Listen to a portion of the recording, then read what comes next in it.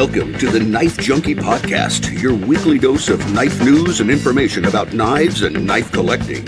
Here's your host, Bob the Knife Junkie DeMarco. Welcome to the Knife Junkie Podcast. I'm your host, Bob DeMarco.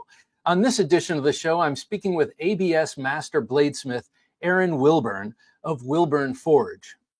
Aaron and his knives have been on my radar for a few years, but only recently, with an Instagram post of a forged Bowie with dazzling Damascus and stag that nearly brought a tear to my eye, did I think to invite him on the show.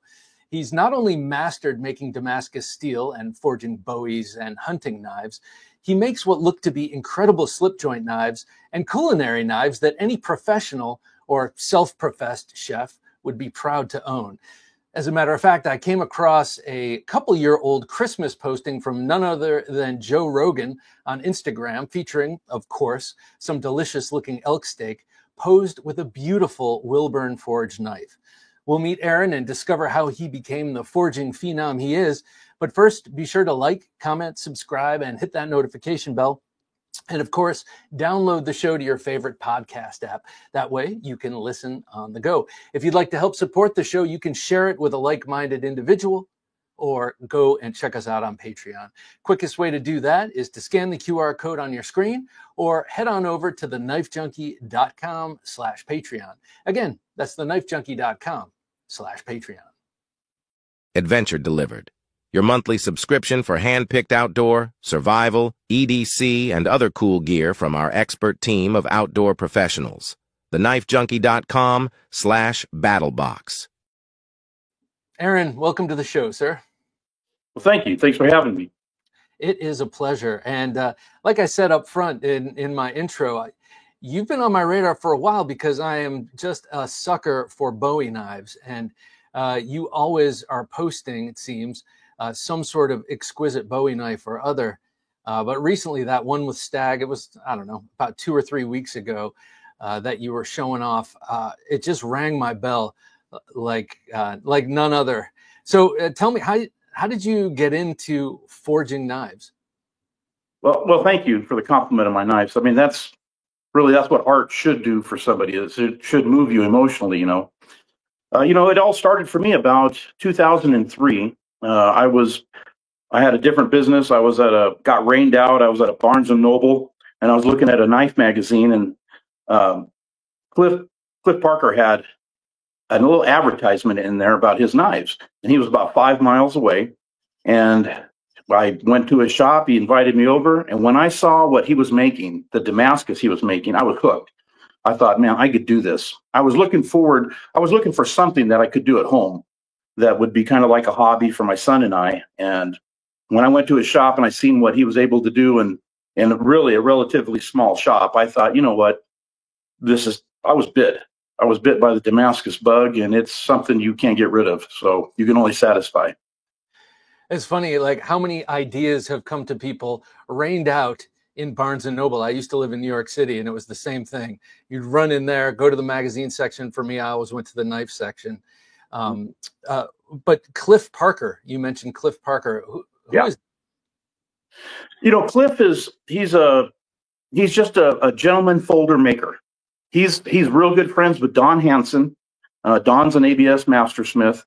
Cliff never joined the ABS or anything like that, but he's famous for making picture mosaic, and his stuff is just beautiful. And so he was telling me how he was a drywall foreman, and it cost him money to go to work because he was selling his pocket knives. And so rather than go to work, he quit and went full-time making gentleman slip joint folders. They're a couple $1,000s a piece and just absolutely exquisite. And by seeing his art and what he was forging, that's what did it for me. I thought, man, I can do this. And with his help and encouragement, I made progress. That truly is the dream, at least from my perspective, is to have your hobby or your love take over so much that you can't afford to go to work anymore. I love that. Well, what job? I'm sorry. Go ahead. What were you saying? Well, I was gonna say, with Cliff, I was there, and I told him, hey, I really want to do this. Can I pay you? Let me just pay you to teach me. And he just looked me straight in the face and he said, no. I'm not going to, you can't pay me to teach you. He goes, what you can do is go buy a grinder, watch every DVD, read every book, make about 10 knives that you throw in the garbage. He goes, then come back and see me. He goes, then I'll give you some instruction, because at that point, what I will say to you will stick. But if you haven't done it, he goes, it'll go right over your head. And Cliff was right. So that's kind of my start was into knife making, was from Cliff. And what I ended up doing was I went to a blade show that they had, a knife show that they had in Orlando, Florida. And I was so blown away by the craftsmanship that these men were putting out that, I thought, man, this is something I really want to do. And I met this guy named Corbin Newcomb. He was a Damascus maker, pocket knife maker. He wasn't part of the ABS, but he'd been making knives for 30, 40 years, whatever it was at that time. And he was fairly up in age at that time. We're talking 22 years ago. And Corbin took a liking to me and my son and my family. And he said, hey, if you want to really learn how to make knives, come spend a week with me in Missouri, and I'll teach you more in a week than you'll learn 20 years on your own. Yeah, and so I did. And that very first knife I made there with Corbin during that week, I still have it. And I walked away a knife maker. So I went and I made the first knife on my own from what I learned from Corbin. And I went back to Cliff's shop and I showed Cliff, I was like, what do you think of this? And he goes, man, there's nothing more I can teach you. You just keep doing that and just keep practicing and learn what you can learn. He goes, and just keep refining that. And he goes, you're a knife maker, man, just keep going. So it's kind of a funny story. I said, man, I don't even know, how do I even sell this knife? What do you do? And he gave me some suggestions, and I thought, okay, I'm going to go to a gun store, and what do you think this knife is worth? And, I won't describe to you what he told me, but he said he said it could sell for $475. I was like, wow, that's a lot of money. And so I went to a knife store or a gun store, and I showed the owner, and he said, yeah, I could sell that. That thing's, it's beautiful. On my way to my next job, the guy calls me and said, hey, could you make another one? That thing just sold. Oh, man. So just as soon as I dropped it off, it popped. And that was my beginning of my knife making career right there. Well, let me ask you, what were you doing? What was the job that knife making took you away from? Well, I had some franchises where I repaired leather seats in cars, fixed cigarette burns and dyed leather and that type of stuff. And it was fairly lucrative. It was a nice job, but it always took you out of the house. You go to a car dealership. Let's say if I was doing cars, I could do airplanes and home furniture and that type of stuff as well. But you're always dealing with somebody new. And I thought, man, it'd be nice if I didn't have to deal with a lot of, new managers or that type of thing, and I could just work from home. So that's kind of what got me going into looking into something. At first, I actually thought I was going to make archery equipment, longbows and recurves, because I shoot longbows and recurves, and the guy I get my stuff from, it's $1,000 a bow, and it's 9 month or a year wait. So I thought, man, that wouldn't be bad either. You could just work in your backyard, make what you want to make, and sell it. It just that knife making just had more of an appeal to me. Yeah. So you're working with your hands, doing the leather repair kind of stuff. You were considering taking on making bows. Were you always someone who was artistic or handy or crafty? Yeah, I mean, kind of my history is my dad was a house painter. So from 10 years old to 15, I painted houses with my dad. And then we moved from Idaho to the Bay Area, and I had three uncles. I know two uncles and a cousin that had body shops. And so since I already knew how to spray houses and my spraying was good, I went to work at the shop. I wanted to learn how to paint cars. Oh. And I did that for about 12 years. And I could cut two cars in half and make one car out of them. Eventually, I went to work for Volvo, BMW, and then finally, I was the head painter at Mercedes-Benz in San Francisco for about 4 years. Oh, kidding. Yeah, so I have that career behind me as well. And then I got tired of working in the shop with, all the chemicals, the traveling back and forth. And so I decided one day that I was just going to go back to painting houses. And so I came home, told my wife, yeah, you know what, I'm done with this. And I took a notebook and I just went door to door in my neighborhood, explained to people who I was, what I was doing. I was painting cars, but I painted houses. I'm opening my business. I'm your neighbor. I'm going to give you a better job than anybody will give you. And can I write a quote a bid for you. And this was in Oakland, California. And I walked away that night. I had $15,000 in deposits and about 6 or 7 jobs around the neighborhood to paint. And that's how I started painting houses. I transitioned right from painting cars right into painting houses. And that was another career that took me for about another 10 years. I painted houses, built houses, did all kinds of things like that. So you learned knife making from, from 2 gentlemen, basically, Corbin Newcomb and then Cliff Parker, or kind of them in tandem. How is it that you came to decide, this is going to be my full-time job? Well, once, I was, like you said, I was crafty. I built houses. I was a body man, painted cars.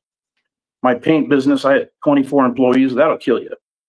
Having that many employees. Oh man, that was hard.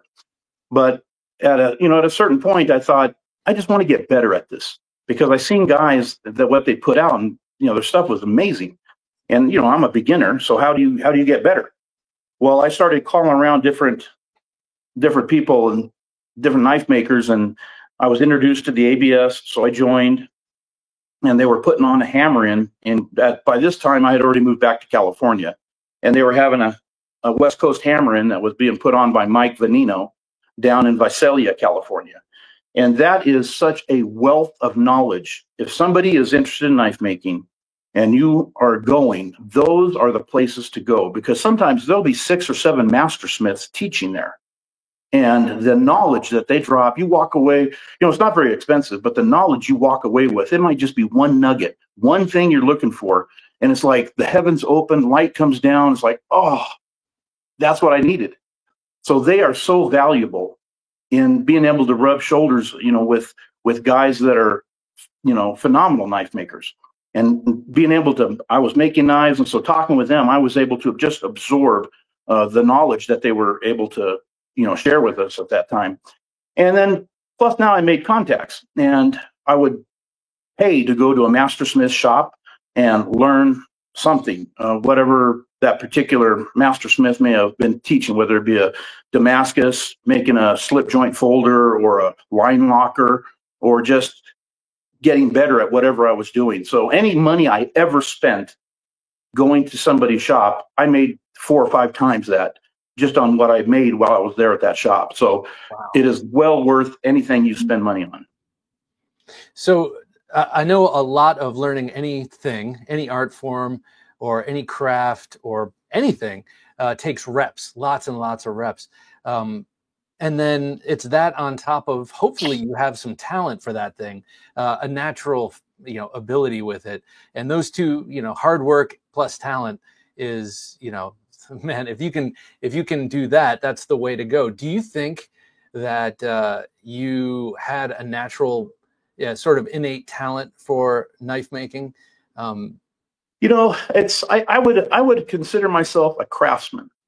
I can, like I said, work on cars, build houses, whatever different things I could do. But we all have that, every one of us. It's just a matter of how we develop it. I never thought of myself as an artist, and what would my knives look like? But now that I'm years into this, I do have a very distinct look. I never thought I was going to get that. You look at some guys' knives and you know exactly who made that knife. Yeah. And now down the road, I've had other master smiths tell me, I've gone and taught different hammer-ins and stuff like that. And Rick Dunkerley, he told me one time in front of the whole everybody that was attending, that pay attention to your art, do what you're doing. Eventually you'll develop your look. And he goes, like Aaron, he goes, I can spot one of Aaron's knives across the room in a crowd of knives because I have a distinct look. And, I never thought about it that way, but I was like, man, you know what? You're right. I do have a distinct look with what I do. And it's not that I'm trying to copy anybody. I might have different influences from different makers, iconic makers that have, have made knives, but to see their work, I'll take a little bit of influence from each one of them and put it into what I do. And then I make what I want to make. And, that's kind of how you develop your own look. your own feel. You know, it's got to be your art. You have to own it. And then those skills or your look or your talent, it will just develop. But it takes effort. It takes time. I mean, I've spent money to go and learn, and every dollar I've ever spent has come back to me tenfold. It's worth everything that you could spend to go learn. That's an education. You know, go to college and get a degree, and what will you use that for? I don't know, but everything I spent money on in knife making has helped me to become a better maker. Okay, so Jim is scrolling through your Instagram page, and we're seeing a number of different styles of knife. So we know that you have a pretty, what am I trying to say, broad range of the kind of knives you like to make. But how would you describe your personal taste in knives? Well, you know, for me, I like to make kitchen knives. I like to make, first off, I like to make Damascus. That is really the bug for me. It's kind of an addiction that you can only satisfy. You can't, there's no cure. It just gets worse as you get older. But to be able to make some Damascus, okay, now what do I do with the Damascus? Well, I can put it into a nice big display blade like a Bowie or a kitchen knife. But sometimes, you know, a little Skinner or a pocket knife, those type of things they're like therapy for me to make. You know, when I make something, I don't really take orders. I'll take a request if somebody wants a feather Damascus Bowie and they can make some suggestions.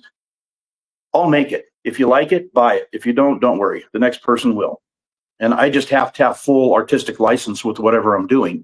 And, you know, over the years, I think I go in phases where I may want to do, you know, 10 or 15 slip joints because I feel like making them. Or I'll do a bunch of kitchen knives, or I'll make buoys. I mean, I have blades sitting around that I've forged out of Damascus, and they're just sitting there.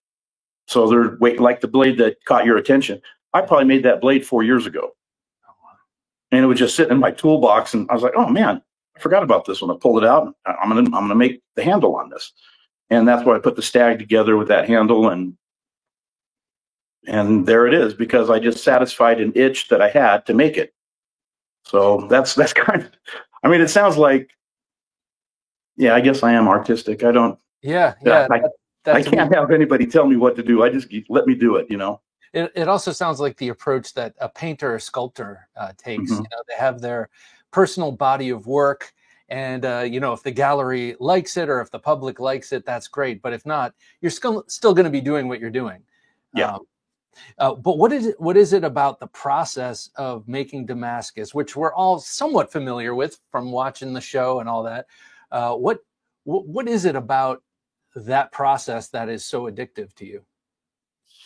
Well, you know, I have a big hammer. I have a Chambersburg 2CH. It's about an 8,000-pound machine. It has a 200-pound head. It hits like you wouldn't believe. What used to take me with a small hydraulic press and a smaller hammer 2 to 3 hours to draw out a billet, I can do in 2 minutes on this hammer. Jeez. So it moves steel.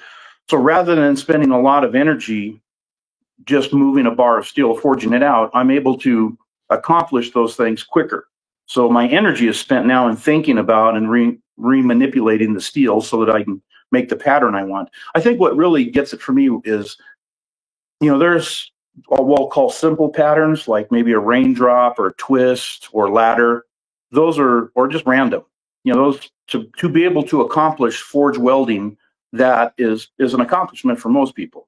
But to take it to the next step, to make a feather or to make a mosaic, and then different types of way you arrange the steel to come out with a pattern.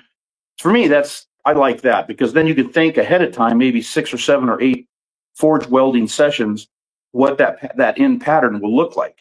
And so, you know, I don't really write a lot of stuff down. I just I know what theories are and how I'm going to stack something and how it's going to look. And then at the end, sometimes I'm just as surprised as everybody else when I see what the pattern looks like. It's like, oh yeah, that came out pretty good. So it's that type of, I don't know, just to satisfy that creative drive that we have inside. For me, it feels good. It's like therapy. You know, sometimes you do things in life and you can get stressed out about work, and there's times where I get stressed out about knife making, and I'll just go to something that I find pleasure in. If I get too stressed out and I need just alone mental time to do something, I'll either forge, or I'll make a slip joint. Oh, just totally change up the paradigm a little bit and Oh, do yeah. something completely different. So we hear a lot from artists and writers about how they'll have an idea of what they want to write, for instance, or what they want to paint, but once they immerse themselves in the process, the thing they're working on talks back to them, and it becomes kind of a dialogue, if you will.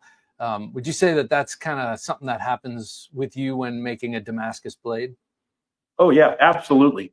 Even the portion about making the Damascus is one thing. That has to happen. Otherwise, I'm not going to be satisfied with what I'm doing. But it also happens with the handle and putting the handle together. Sometimes I'll forge out a blade. I have no idea what the handle is going to look like.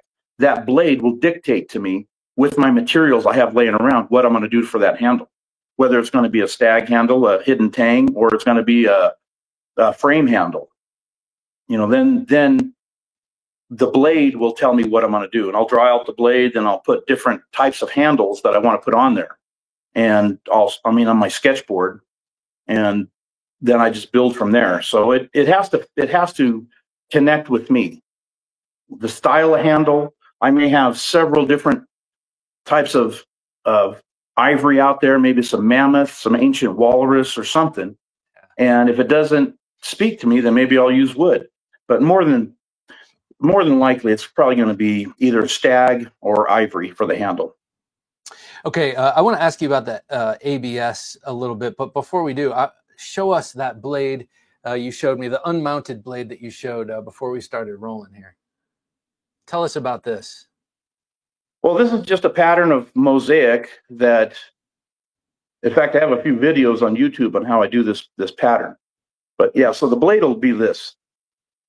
So the steel, before it goes into the acid, it looks just like plain homogeneous steel.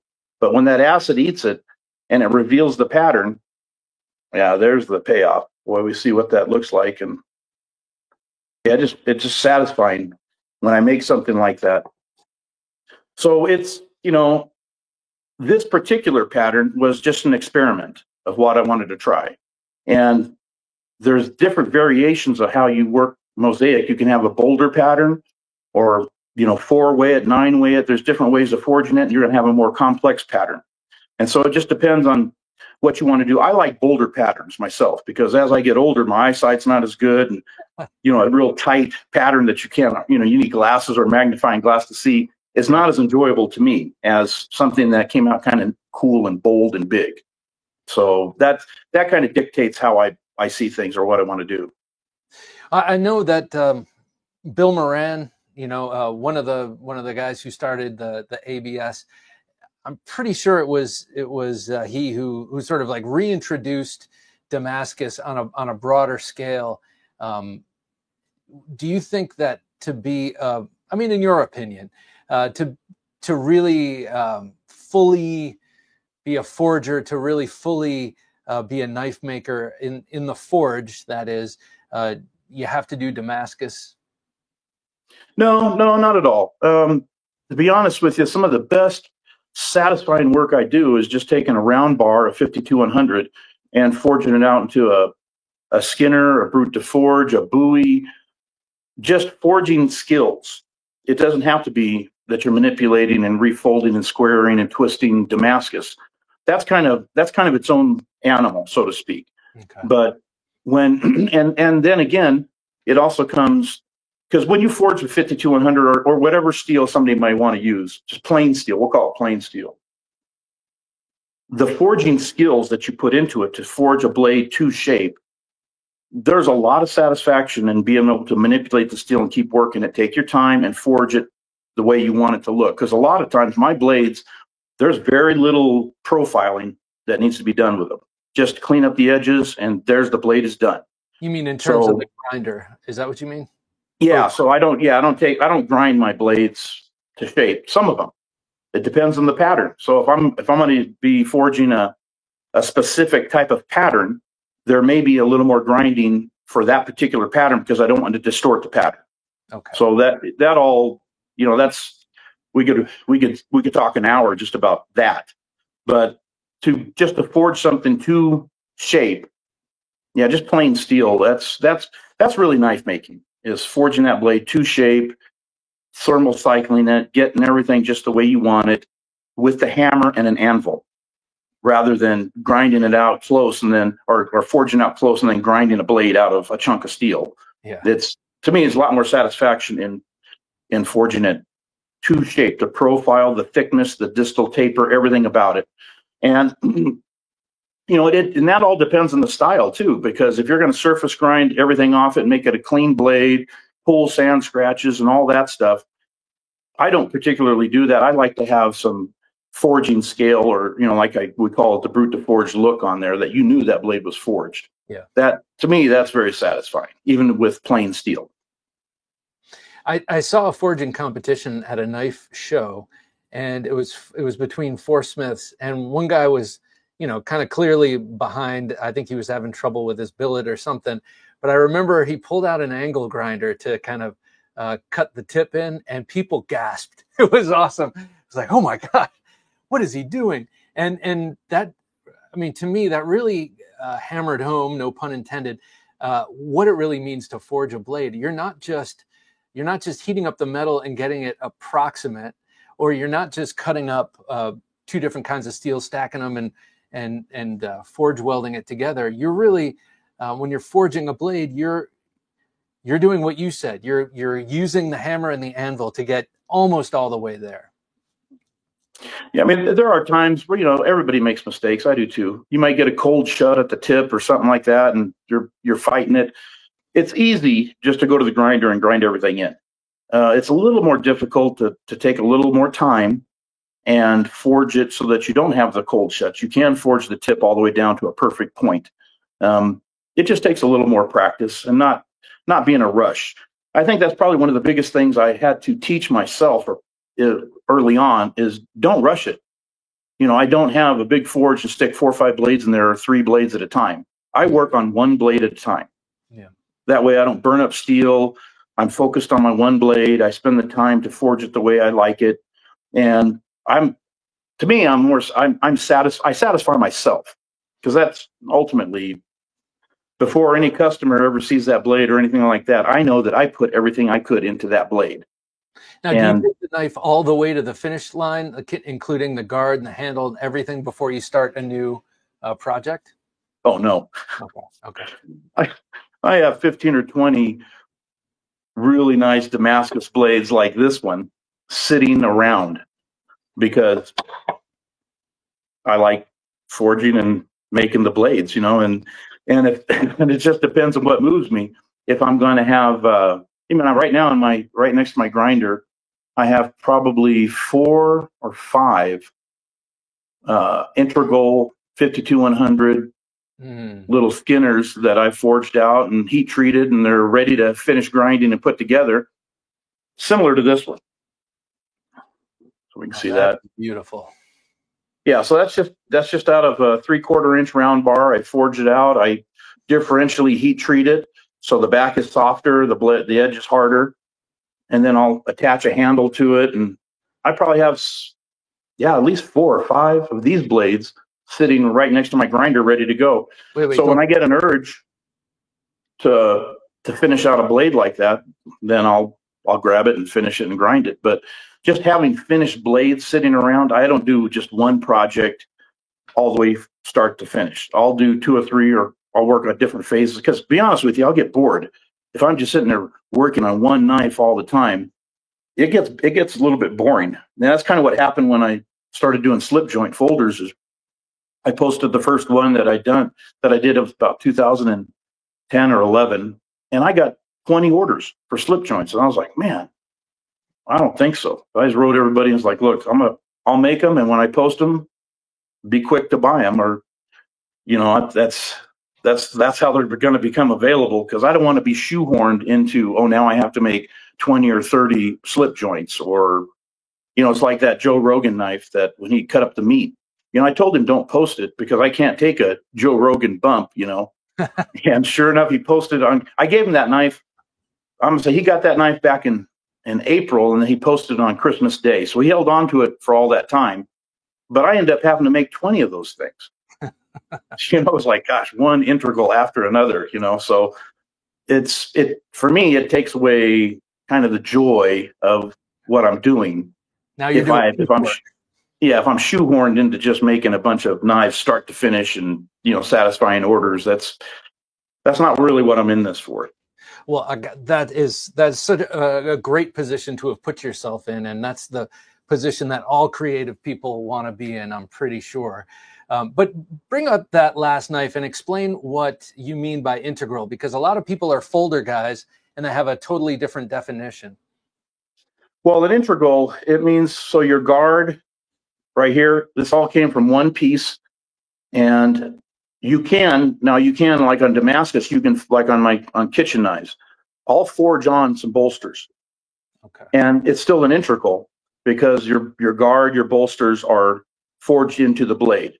This just happens to be out of a bar of steel, a bar of 52-100. So I pinch out or forge out the blade, and then I'll cut off about this much of the handle, and then I'll pull this piece out into a tang. And the tang is usually straight and about close to 5 inches long, because then there's always that 4/5 rule. I want the tang to be 4/5 of the length of the handle, whether I'm going to put a screw-on butt cap or, like in this, I silver braze a copper rod onto the bottom, and then that way I can peen it over after it's epoxied. So now you have a chemical or your epoxy holding it in, but you also have a mechanical attachment too. There's no way this can come off because it is a domed rivet copper pin on the bottom that's attached with hard solder, which melts about 1260 degrees. It's 15,000 psi. It's super strong, and that way you get a strong knife out of that. But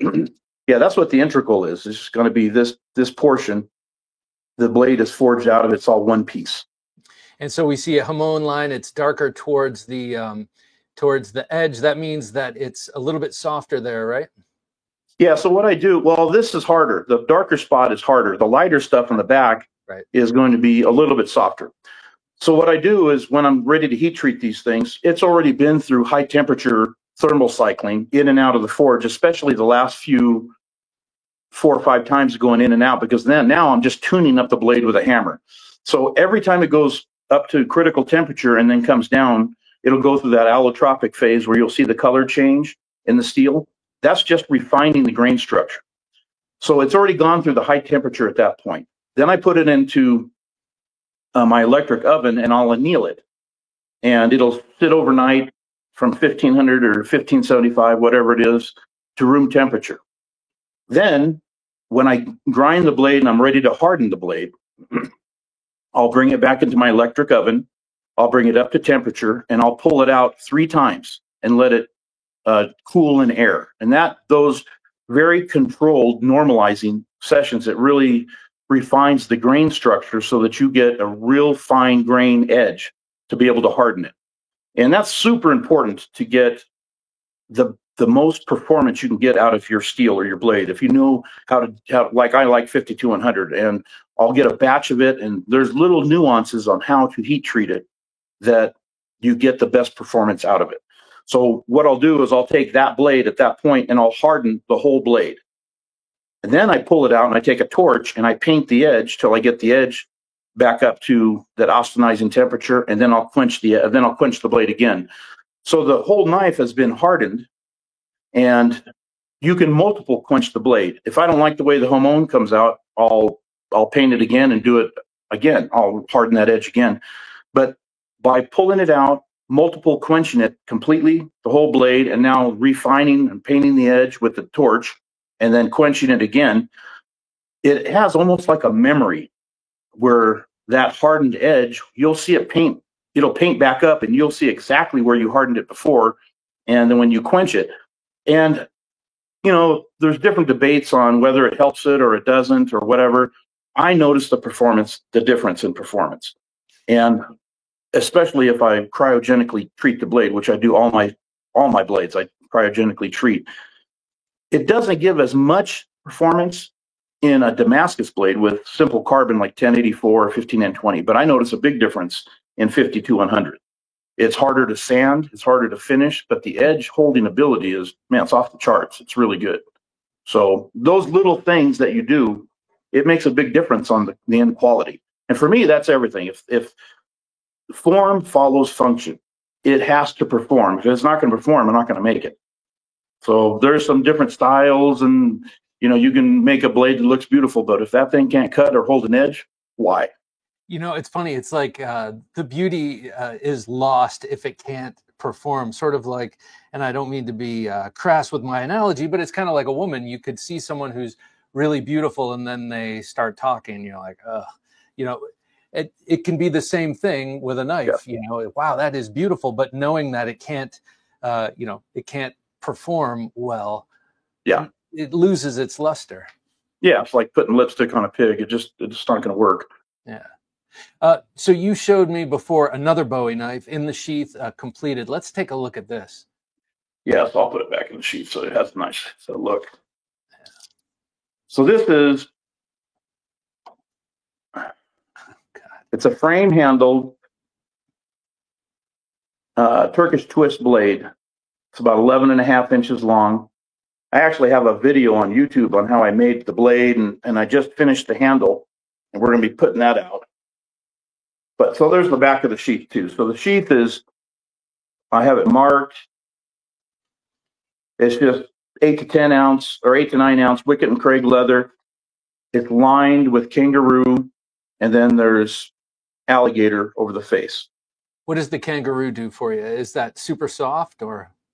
Kangaroo is really tough. Sometimes I use calfskin, but if I can get that cognac kangaroo, that's what I like to put in there. But other times I just, I'll use calfskin. It works fine. But that way you're not really going to scratch your blade with good quality leather, but it gives it a lining so that there's less friction or anything that can catch on that blade. Okay. But I wouldn't have any qualms about not lining a sheath.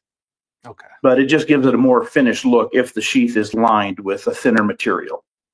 Man, okay.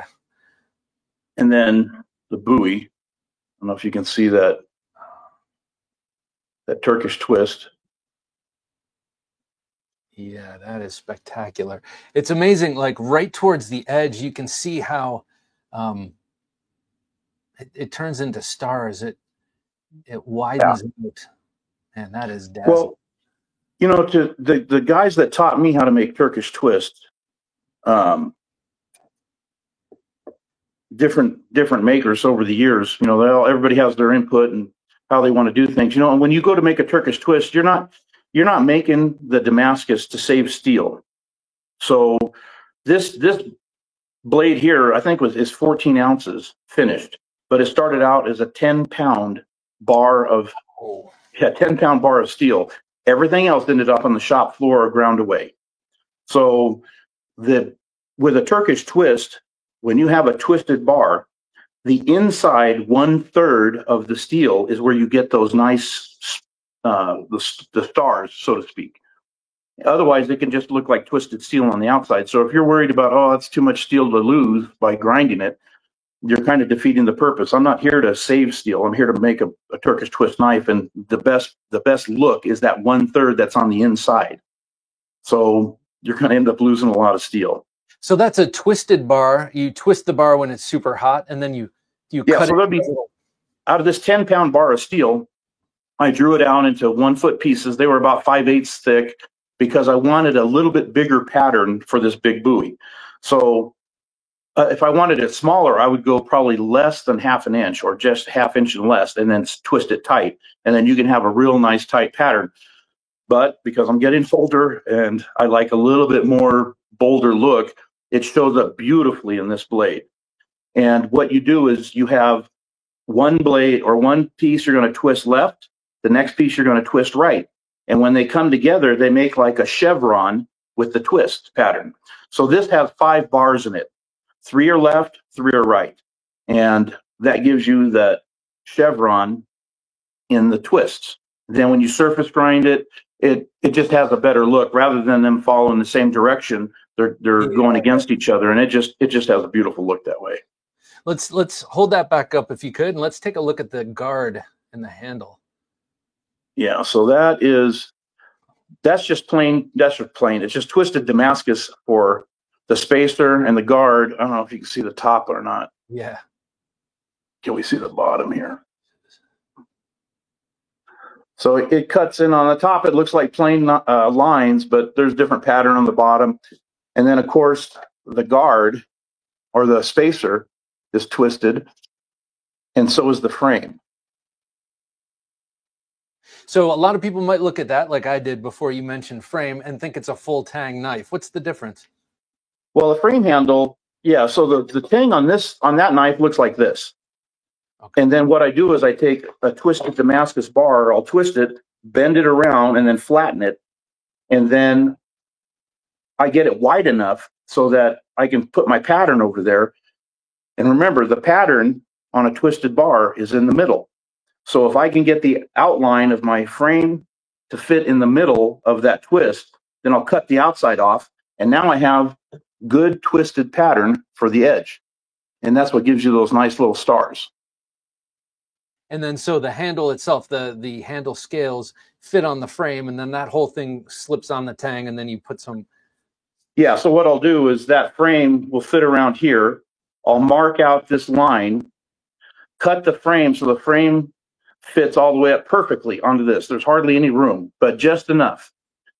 And of course, it'll have, at that point, I'll have a guard, spacers, whatever. I'll have that figured out. And then the remainder will be the frame that will fit around this. So, and then when the scales fit on it, like this has ancient walrus ivory for the scales, that kind of holds it all together. And then that one pin through the center is the mechanical connection to the tang. Yeah, that's just insurance. Yeah. Because it's epoxied in here, and that's just insurance that it's not going to come out. Man. So Bowies, you love Bowies. I love Bowies. What is it about the Bowie knife that's compelling to you? You know, the size of it. Actually, it's fun to make a big knife. I like around a 10-inch blade. They're fun to build. They look good. I like to make a sheath for them. When they start getting a lot bigger than that, I've made them up to 15 inches, and it just is a little too cumbersome to me at that point. Okay. Yeah. 6 to 7 inches, it looks pretty good. But if I'm going to have a big pattern and I want to show it off, I want at least a 10-inch blade. There's just something about holding one, you know. That's the classic Bowie size, right? Oh, yeah.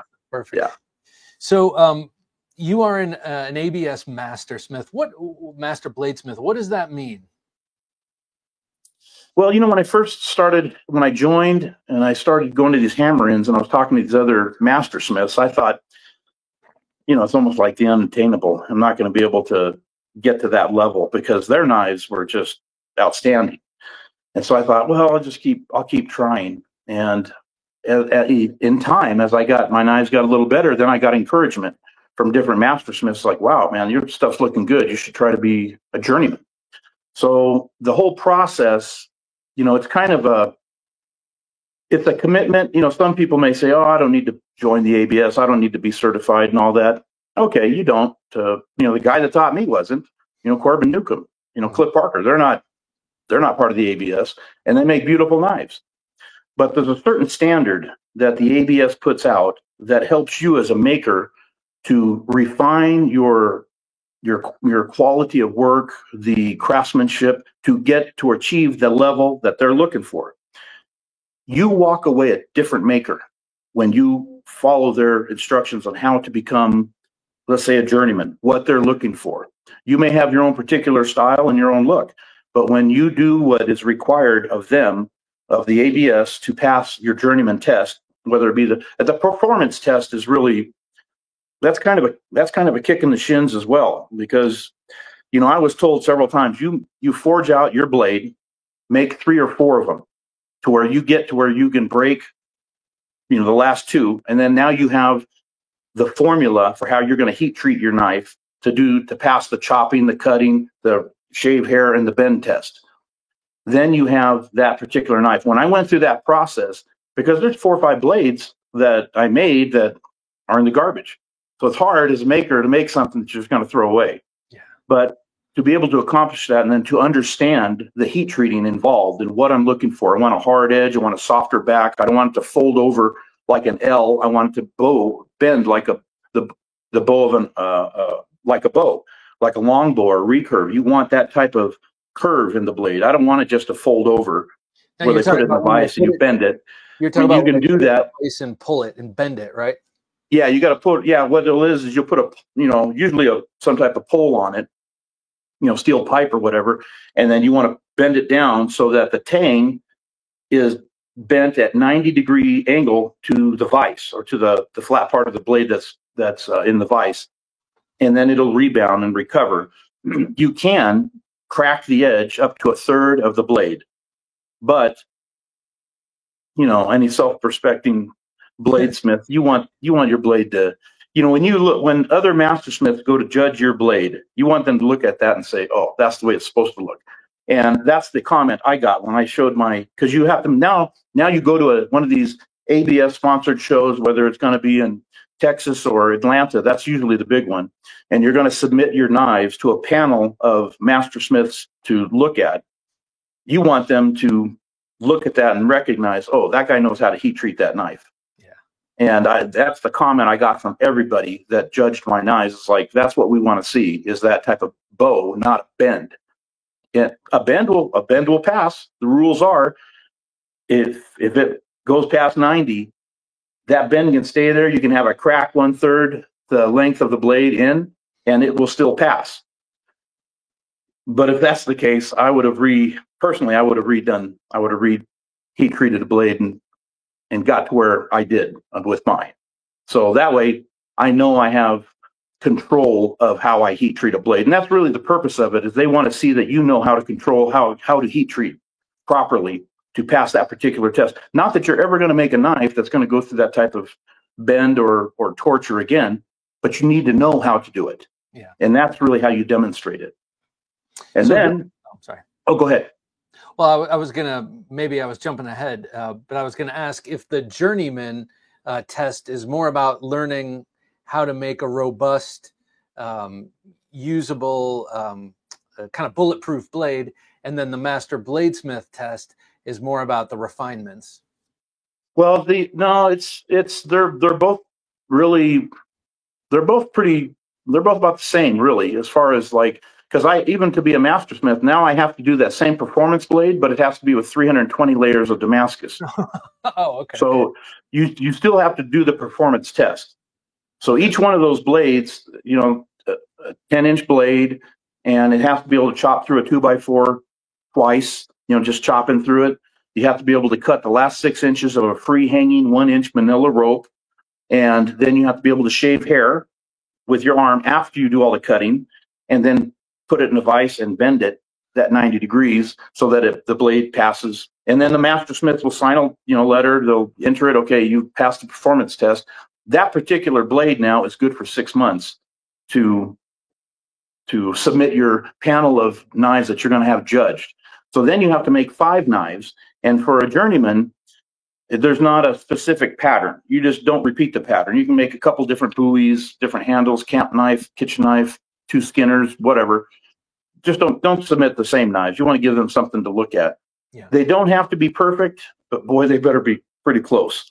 And you want that aesthetic look. Now, at this point, 5 knives are going to be submitted. I never made 5. I made 6 or 7.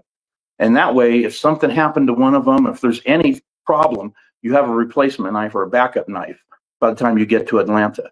And those knives, whatever you put on the table, I mean, I've seen guys not pass because their guards were a little clunky, or maybe that was their style, but that's not what they're looking for. They want to see nice, clean work, aesthetically looking, balanced. They want, say for this, you see how the ricasso and the handle fit together. They can't be off-centered. Right. You want the eye to have that draw, that appeal to what you're putting out. So all of that plays a factor. Straightness. I've had them take a blade and put a business card on the table, mark the blade, turn the blade over, mark it again, and then see whether or not those 2 lines line up. Because then your tip is off. I mean, there's little things like that you got to pay attention to. And it's nice to have the instruction of a mastersmith to tell you, this is this is the correct way you do it. And now, even to this day, I still do that with my knives to make sure that that tip is in the center of the thickness of the blade. Yeah. Because you could have a nice looking knife and all that, and you sharpen it, but there, maybe it could be 1/8 of an inch off when you hold the blade flat on a table, take your business card, scratch around the tip, turn the blade over, do it again, and see if those two lines line up or not. And so it's those little details that refines or makes that knife, closer to perfection. I don't know. It shows you care. Yeah.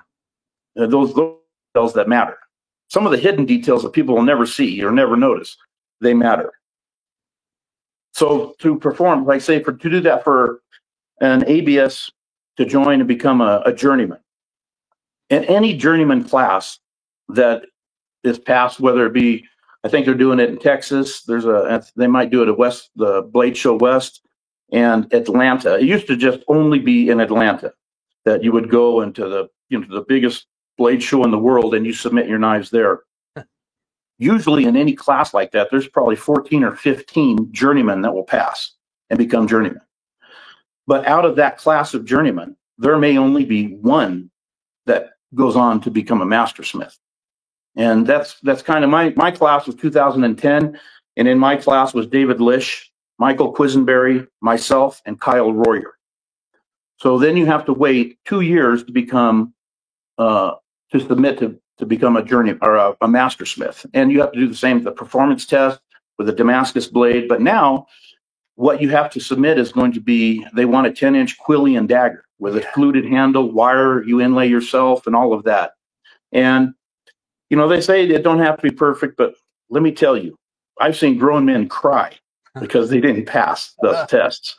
So you have 3 chances to submit those knives and pass as a journeyman, and you have 3 chances in your lifetime to submit those to achieve your mastersmith test or qualifications as well to get your certification. So it's not something you should take lightly. I got to say, at Blade Show, I love walking the tables and seeing the 5 blades of either people who pass their journeyman or people who are mastersmiths. I always love looking at the Quillian dagger because the handles, to me, they're a mystery. How people can make those so perfect, it's mind-boggling to me. That seems like probably the hardest thing there, but I don't know. What do I know? I've never forged a blade, but to me, making that Quillian dagger, making dagger blades, period, seems difficult to get 4 bevels exactly perfect, and then that fluted handle just seems like a great knife to really test the metal, so to speak, of a forger. Well, and the thing about it too is, for most mastersmiths or most guys anyway, that's probably going to be the first dagger they've ever made, because we don't typically just make, you're reaching out to become a mastersmith or something like that. Maybe I made 3 or 4 daggers before I made my mastersmith dagger. So I had the grinding of the blade down the way I liked it. And mine was a feather Damascus Quillian dagger as well. But yeah, to grind that knife, there's a lot that goes into it. And like I said, for a lot of guys, that might be the first time they've made that type of dagger. For myself, I've made 2 or 3 Quillians since then, but it was it's a pucker factor for sure, that you're putting all this effort into this knife, and you hope, what I did was I made my knives and I took it to a mastersmith shop before I put everything finished it together, and I had them look at my knives. What do I need to change? What do you see? And it's good to be humble. A synonym for humility is teachable. So you ever meet somebody that, they know it all, you can't teach them anything? Oh, it's terrible to be around a person like that. Yeah, yes, it is. Be willing to listen and learn. If somebody gives you a critique on your work, take it. I've had Forged in Fire champions come to my house and ask me, hey, would you look at my knives? And I'll look at them and, I would change this, this, and this. And then they tell me, oh, well, that's just the way I make them. I was like, oh, okay. I fold their knives up. Here you go. See ya. Yeah. Sounds like you have it all. Don't waste my time. Well, I want to change tack before we wrap here, because you've made a real successful go at being a knife maker. And being a bladesmith, and it seems like you already had a bit of an entrepreneurial instinct or spirit going into it. But what kind of advice would you give knife makers, especially those who are smiths, in terms of making a go at it as a business? Well, for me, if I couldn't make a living making knives, I would make money doing something else, and I would still make knives. It's got to be a passion. The money can't be the first thing. If you're looking at this, oh, I'm going to make a living doing this, you can. Many people do. Wait till you get those talents. Don't give up. As far as a business model and a pattern and all that, I came at this thing from the perspective of an artist. My art is making knives, and I don't take orders. I don't take deposits. I make what I want to make. And I think I do such a good job at what I make that my art, other people enjoy buying it and using it. So whatever you do, don't cut corners. Do the best possible work you can. If you feel like you're getting underpaid, don't worry, you're going to pay your dues. In time, you'll start making more money on your knives. And that's kind of what happened for me. I mean, there's people that wouldn't even, I made a good knife before I became a journeyman. Then once I became a journeyman, then some people started looking at my knives and the prices started going up. There's other people that wouldn't even touch my stuff until I became a master smith. And then that opens up more doors and more opportunities. So I just keep trying. If you're thinking, oh, I'm just going to quit my job and become a knife maker, you might be in for a disappointment. Develop the skill first. Have something that you're proud of to sell, and then success will follow. It seems like some people get in over their heads. They get popular with a knife.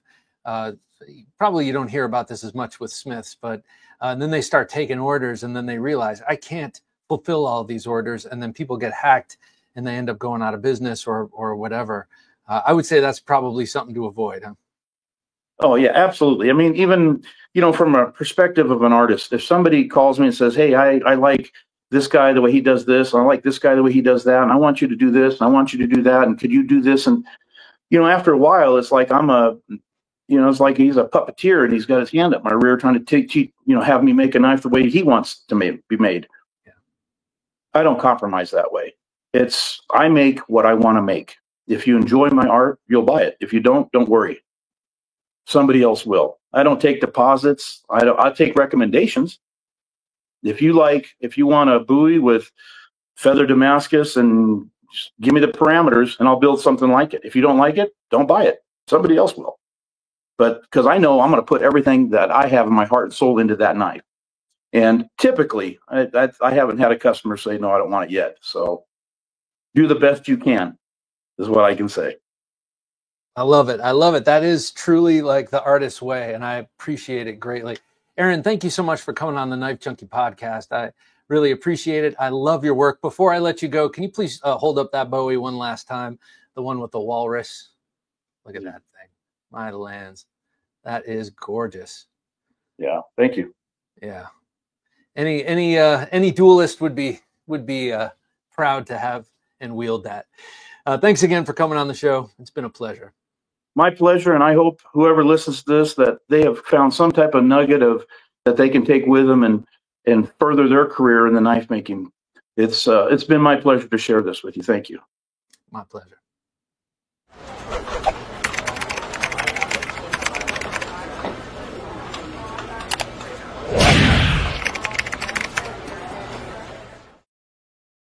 There he goes, ladies and gentlemen. Aaron Wilburn of Wilburn Forge. Do yourself a favor, check out his website, and definitely check out his Instagram for some serious eye candy. And then if you're serious about his work, like he just said, he works like Picasso, for instance. He's not taking orders from the crowd. He's making what he makes. And if you like it, you might have a chance to buy it. So I think I know a couple of people out there, audience members of this show, whose ears just pricked up from that. So be sure to check him out on Instagram. All right. For Jim working his magic behind the switcher, I'm Bob DeMarco saying, until next time, don't take dull for an answer. Thanks for listening to the Knife Junkie Podcast. If you enjoyed the show, please rate and review at reviewthepodcast.com. For show notes for today's episode, additional resources, and to listen to past episodes, visit our website, thenifejunkie.com. You can also watch our latest videos on YouTube at thenifejunkie.com/YouTube.